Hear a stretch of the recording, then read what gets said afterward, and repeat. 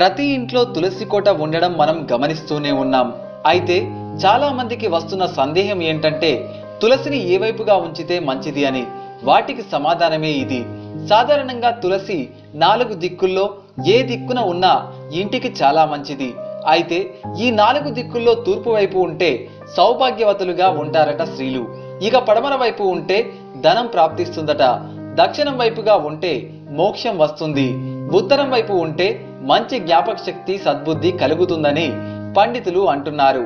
ఇక తులసిని పూజించే స్త్రీలు అత్యంత శుభ్రతను పాటించాలి. ఇక బహిష్టు సమయంలో తులసిని ఎట్టి పరిస్థితుల్లోనూ ముట్టుకోరాదు.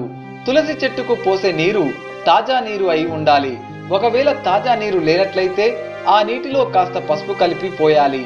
మరీ ముఖ్యమైన విషయం ఏంటంటే మీరు తులసి చెట్టుకు దగ్గరలో తలదువ్వుకుంటే ఆ వెంట్రుకలు గనక పొరపాటున తులసి చెట్టుకు చుట్టుకుంటే మీరు